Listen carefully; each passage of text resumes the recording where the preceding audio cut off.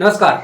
हम लोग क्या है कि कुछ दिन पहले बजट आया है, तो बजट के बारे में थोड़ा हम लोग सीखेंगे कि बजट क्या होता है, इसमें क्यों बजट को देखना चाहिए और हमें बजट में देखने से क्या बेनिफिट होता है। तो इसके बारे में चर्चा करेंगे। आज है ना, हम लोग सीखेंगे। आज कुछ लिखने का नहीं है, बस केवल आज सुनने का है। तो हम अब बताते जाएंगे, आप सुनते जाइए।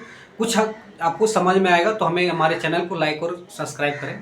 तो पहले शुरू हम लोग चर्चा करते हैं कि बजट क्या होता है। देखिए क्या है कि सारे लोग के घर में, हमारे घर में, आपके घर में क्या होता है कि आय और खर्चे, मतलब इनकम और एक्सपेंसेस का हिसाब किताब होता है कि आप कितना कमा रहे हैं और आपके कितने खर्चा हो रहा है, और खर्चे करने के बाद कितनी बचत हो रही है। तो किस एरिया में आप जो बचे हुए पैसे को कहाँ पे सेव करते हैं, कहाँ पे आप पैसे को बिजनेस में यूज करते हैं। ठीक है, तो सेम उसी तरह हमारे जो इंडिया में बजट पेश होती है, तो उसी तरह होता है कि आपकी जो इंडिया में इनकम कितनी हुई और उसमें खर्चे कितने हुए और बचे, तो किस क्षेत्र में आपको पैसे लगाने, किस क्षेत्र को आगे बढ़ाने के लिए आपको सरकार को सोचना है। तो इसीलिए हर साल बजट पेश होती है गवर्नमेंट ऑफ इंडिया की तरफ से, और वहाँ पे सारे हिसाब किताब होते हैं।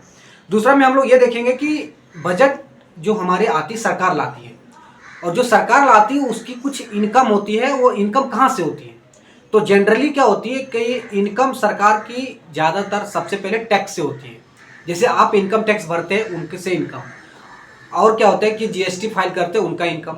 तो सरकार की भी कुछ कंपनी है, ठीक है, जैसे बेल हो गया, एचसीएल हो गया।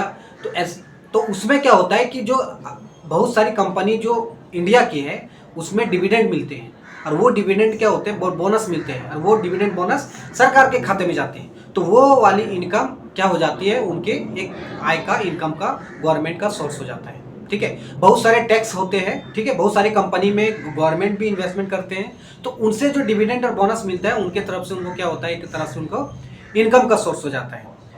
तो उसमें वो जो पैसे आते हैं वही हमारे बजट में पेश किए जाते हैं। क्या है कि हर बजट में क्या होता है कि सरकार कुछ ना कुछ डिसीजन लेती है कि हमें इस सेक्टर में ज़्यादातर इन्वेस्टमेंट करना है, इस सेक्टर में ज़्यादातर इन्वेस्टमेंट करना है। क्योंकि पिछले बजट में देखे होंगे कि मेक इन इंडिया करके एक आपका बजट था, उसमें इसमें इस सेक्टर में आपको पैसे इन्वेस्टमेंट करना है। ठीक है, तो इस बजट में ज़्यादातर देखा गया है कि आपको जो इन्वेस्टमेंट किया गया वो कोई बड़ी क्षेत्र में इन्वेस्टमेंट नहीं किया गया।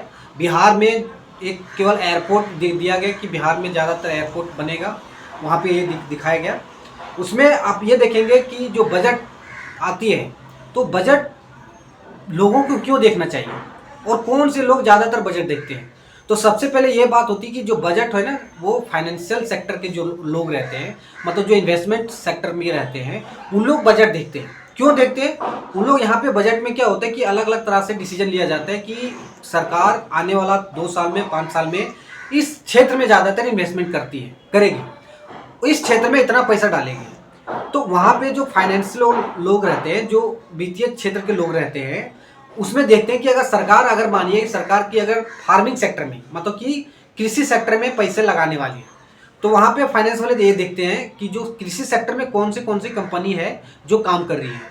उसमें क्या होता है कि जो फाइनेंशियल लोग उसमें भी इन्वेस्टमेंट करते हैं, ताकि उनको लगता है कि सरकार अगर ये सेक्टर में इन्वेस्टमेंट कर रही है तो इनडायरेक्टली ये कंपनी को बेनिफिट मिलेगी, और जब ये कंपनी की बेनिफिट मिलेगी तो इनका प्रॉफिट बढ़ेगा, और उनका प्रॉफिट बढ़ने से इनका जो शेयर भाव होता है उनका ऊपर जाएगा।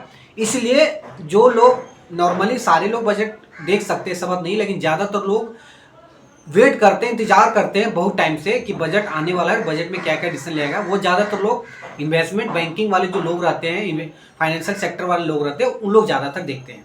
अब हम सरकार करती है वो, अभी जो देखा गया है कि डिजिटल ट्रांजैक्शन और डिजिटल बैंकिंग में थोड़ा ध्यान दिया गया है हमारे सरकार के द्वारा।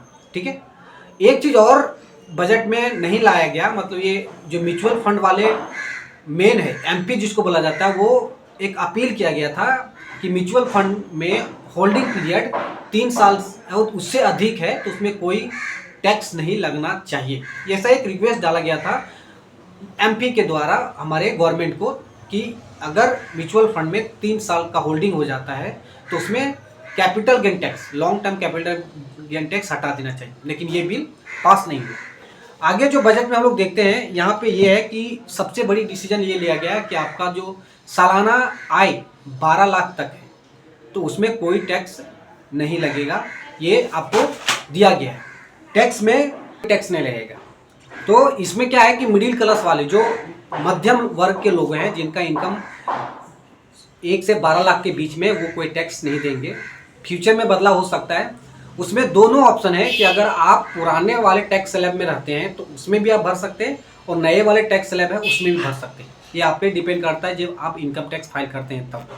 उसके बाद में बजट में यह चर्चा किया गया है कि जो नए नए लोग हैं, जो एक स्टार्टअप बोलते हैं कि स्टार्टअप कंपनी है, मतलब कुछ एक नया प्रोजेक्ट है, नई कंपनी बन रहा है, वो नए क्षेत्र में काम कर रहा है, तो उस पर क्या है कि लोगों को ध्यान देने वाला है कि उस पर गवर्नमेंट ज़्यादातर फोकस कर रही है और उनको लोन या कुछ भी फाइनेंशियल काम करने में ज़्यादा इजी कर रही है, ताकि वो अपने बिजनेस को बढ़ा सके, वो अपने देश के ग्रोथ में, जीडीपी में ग्रोथ में हेल्प कर सके। तो ये हम लोग बजट का बेसिक चीज़ के बारे में चर्चा किए हैं। बजट 1 घंटे का भी भाषण हुआ, उसमें बहुत सारे चीज़ दिखाया गया है। वो आप बजट का वीडियो, जो मेन वीडियो, उसका हम लिंक कमेंट बॉक्स में दे देंगे, डिस्क्रिप्शन में दे देंगे, वहाँ पे आप वहाँ से देख सकते हैं कि बजट का मुख्य बातें क्या क्या हुई हैं।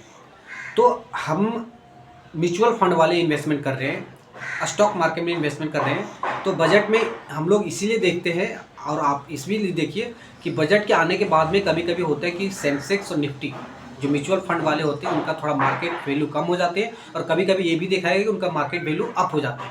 ऐसा इसलिए होता है कि अगर जो बजट पेश किया गया, अगर वो बजट इन्वेस्टर जो पैसे बाजार में, शेयर मार्केट में या फाइनेंशियल सेक्टर में जो लगा रहे हैं, उनके अगेंस्ट होता है तो बाजार डाउन हो जाता है।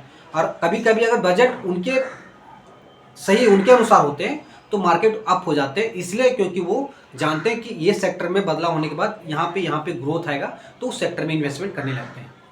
तो आप कभी भी टाइम मिले तो फाइनेंशियल सेक्टर में बजट जब भी आती है तो आप उसके भी थोड़ा सा ध्यान दें, और न्यूज़ बारे में भी आप देख सकते हैं और उसमें आप जान सकते हैं। तो आज का वीडियो हम यहीं तक चर्चा करेंगे। आगे के क्लास में हम लोग सीखेंगे कि अपना जो हम लोग पॉइंट था डाइवर्सिफिकेशन, अलग अलग टाइप का इन्वेस्टमेंट में डाइवर्सिफिकेशन होता है इन्वेस्टमेंट में। तो सबसे पहले हम गोल्ड के बारे में सीखेंगे कि गोल्ड में इन्वेस्टमेंट कहाँ कहाँ होता है, क्या गोल्ड में इन्वेस्टमेंट करना सही होता है, क्या इसमें रिटर्न है और क्या इसमें रिस्क है। तो आगे का चर्चा हमारा गोल्ड पे सबसे रहेगा, केवल गोल्ड में इन्वेस्टमेंट कहाँ कहाँ करेंगे, कैसे करेंगे, क्या रिटर्न मिलेगा, इसके बारे में हम लोग चर्चा करेंगे। तब तक ये सही रहे, सलामत रहे, और अगर हमारा वीडियो पसंद आए तो हमारा चैनल को लाइक करें, सब्सक्राइब करें।